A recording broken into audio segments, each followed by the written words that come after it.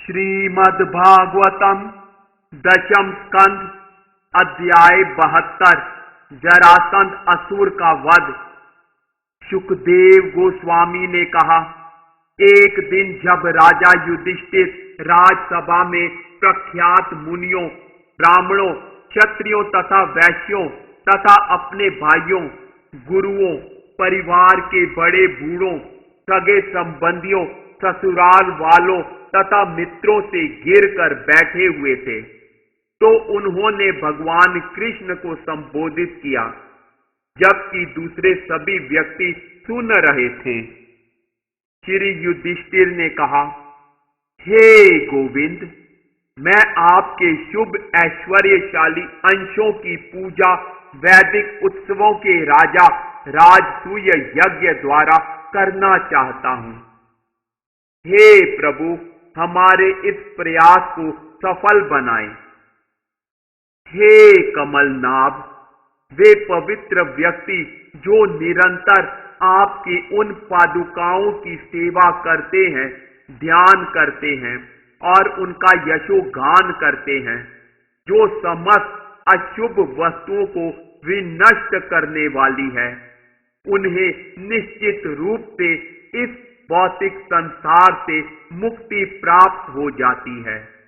यदि वे इस जगत में किसी वस्तु की आकांक्षा करते हैं तो वे उसे प्राप्त करते हैं, किंतु हे प्रभु, अन्य लोग जो आपकी शरण ग्रहण नहीं करते कभी भी तुष्ट नहीं होते। अतएव हे देव देव, इस संसार के लोग देख ले कि आपके चरण कमलों में की गई भक्ति की शक्ति कितनी है। हे सर्वशक्तिमान, आप उन्हें उन पुरुषों तथा त्रिंजियों की शक्ति दिखला दें जो आपकी पूजा करते हैं, और उनकी भी स्थिति दिखला दें जो पूजा नहीं करते। आपके मन के भीतर यह मेरा है और वह दूसरे का है, इस प्रकार का भेदभाव नहीं हो सकता, क्योंकि आप परम सत्य हैं। समस्त जीवों के आत्मा, सदैव समभाव रखने वाले और अपने अंतर में दिव्य आनंद का भोग करने वाले हैं। आप कल्प वृक्ष की तरह अपने उचित रूप से हर पूजने वाले को आशीर्वाद देते हैं और उनके द्वारा की गई सेवा के अनुपात में उन्हें इच्छित फल देते हैं। इसमें कोई भी दोष नहीं है। भगवान ने कहा, हे राजन, तुम्हारा निर्णय सही है। अतएव हे शत्रुकर्षण, तुम्हारी कल्याणकारी ख्याति सभी लोकों में फैलेगी। हे प्रभु, निसंदेह महर्षियों, पितरों तथा देवताओं के लिए, हमारे शुभ चिंतक मित्रों के लिए और दरअसल सारे जीवों के लिए इस वैदिक यज्ञों के राजा का संपन्न होना वांछनीय है। सबसे पहले सारे राजाओं को जीतो, पृथ्वी को अपने अधीन करो और आवश्यक साज सामग्री एकत्र करो, तब इस महान यज्ञ को संपन्न करो।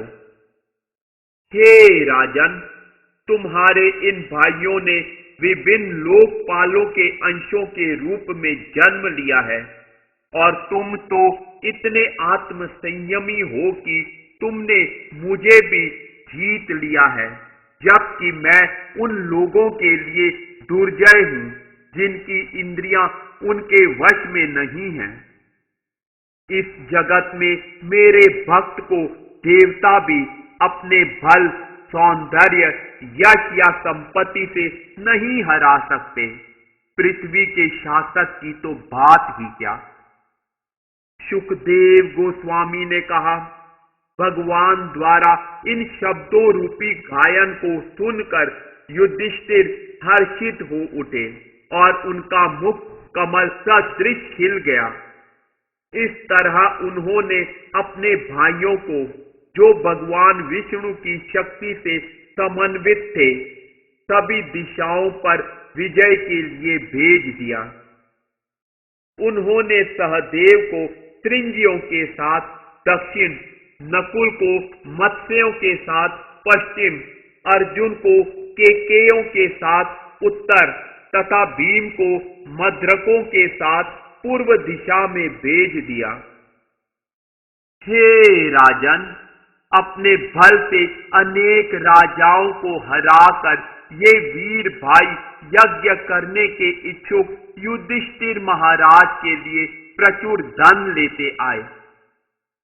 जब राजा युधिष्ठिर ने सुना कि जरासंध पराजित नहीं किया जा सका, तो वे सोच विचार में पड़ गए और तब आदि भगवान हरि ने उन्हें वह उपाय बताया जिसे उद्धव ने जरासंध को हराने के लिए कह सुनाया था। इस तरह भीमसेन, अर्जुन तथा कृष्ण ने ब्राह्मणों का वेश बनाया और हे राजा, वे गिरिव्रज गए जहां बृहद्रथ का पुत्र था। ब्राह्मणों का वेश धारण करके ये राजवंशी योद्धा जरासंध के घर अतिथियों का स्वागत करने के लिए निश्चित समय पर पहुंचे। उन्होंने उस कर्तव्यनिष्ठ गृहस्थ के समक्ष याचना की, क्योंकि वह ब्राह्मण वर्ग का विशेष रूप से आदर करता था। कृष्ण, अर्जुन तथा भीम ने कहा, हे राजा, आप हमें दीन अतिथि जाने, जो आपके पास बहुत दूर से आए हैं। हम आपका कल्याण चाहते हैं। हम जो भी चाहें कृपया उसे हमें दें। सहनशील व्यक्ति क्या नहीं सह सकता, दुष्ट क्या नहीं करेगा, उदार व्यक्ति दान में क्या नहीं दे देगा, और समदृष्टि वाले के लिए बाहरी कौन है। वह निसंदेह निंदनीय तथा दयनीय है जो अपने क्षणिक शरीर से महान संतों द्वारा गाई गई चिर ख्याति को प्राप्त करने में असफल रहता है, यद्यपि वह ऐसा करने में सक्षम होता है। हरिश्चंद्र, रंतिदेव, उंचवृत्ति, मुदगल, शिबी, बलि, पौराणिक शिकारी तथा कबूतर एवं अन्य अनेकों ने क्षण भंगुर के द्वारा अविनाशी को प्राप्त किया है। शुकदेव गोस्वामी ने कहा, उनकी आवाज, उनके शारीरिक ढील डौल तथा उनकी कलाइयों पर धनुष की डोरियों से बने चिन्हों से जरासंध यह जान गया कि उसके अतिथि राजन्य हैं। वह सोचने लगा कि इसके पूर्व मैंने उन्हें कहीं न कहीं देखा है। जरासंध ने सोचा, ये निश्चित रूप से क्षत्रिय कुल के सदस्य हैं जिन्होंने ब्राह्मणों का वेश बना रखा है। फिर भी मुझे इनको दान देना ही चाहिए, भले ही वे मुझसे छोड़ने में दुष्कर मेरा शरीर ही क्यों न मांग लें। निसंदेह बलि महाराज की निष्कलंक ख्याति विश्व भर में सुनाई पड़ती है। भगवान विष्णु बलि से इंद्र का ऐश्वर्य वापस लेने की इच्छा से उसके समक्ष ब्राह्मण के वेश में प्रकट हुए और उसके शक्तिशाली पद से उसे नीचे गिरा दिया। यद्यपि दैत्यराज बलि इस छल से परिचित थे और अपने गुरु द्वारा मना भी किए गए थे, तो भी उन्होंने विष्णु को दान में सारी पृथ्वी दे दी। उस अयोग्य क्षत्रिय से क्या लाभ जो जीवित तो रहता है किंतु अपने नश्वर शरीर से ब्राह्मणों के लाभार्थ कार्य करते हुए स्थायी यश प्राप्त करने में असफल रहता है। सुखदेव गोस्वामी ने कहा, इस प्रकार संकल्प करके उधार जरासंध ने कृष्ण, अर्जुन तथा भीम से कहा, हे विद्वान ब्राह्मणों, तुम जो भी चाहो चुन सकते हो, मैं तुम्हें दूंगा, चाहे वह मेरा सिर ही क्यों न हो। भगवान ने कहा, हे राजेंद्र, यदि आप उचित समझते हो तो हमें एक द्वंद्व के रूप में युद्ध दीजिए। हम राजकुमार हैं और युद्ध की भिक्षा मांगने आए हैं। हमें आपसे कोई अन्य भिक्षा नहीं चाहिए। वह रहा पितापुत्र भीम और यह उसका भाई अर्जुन है। मुझे इनका ममेरा भाई और अपना शत्रु कृष्ण जानो। सुखदेव गोस्वामी ने कहा, इस प्रकार ललकारे जाने पर मगधराज जोर से हंसा और उपेक्षा पूर्वक बोला, बहुत अच्छा। अरे मूर्खों, मैं तुमसे द्वंद्व युद्ध करूंगा। लेकिन हे कृष्ण, मैं तुमसे युद्ध नहीं करूंगा क्योंकि तुम कायर हो। तुम्हारे बल ने युद्ध के बीच में ही तुम्हारा साथ छोड़ दिया था और तुम अपनी ही राजधानी मथुरा से समुद्र में शरण लेने के लिए भाग गए थे। जहां तक इस अर्जुन की बात है, वह न तो आयु में मेरे समान है, न ही अत्यधिक बलशाली है। क्योंकि वह मेरी जोड़ का नहीं है, अतः उसे योद्धा नहीं बनना चाहिए। किंतु भीम मेरे ही समान बलशाली है। यह कहकर जरासंध ने भीमसेन को एक बड़ी गदा दी, दूसरी गदा स्वयं ली और शहर के बाहर चला गया। इस तरह दोनों वीर नगर के बाहर समतल अखाड़े में एक दूसरे से युद्ध करने लगे।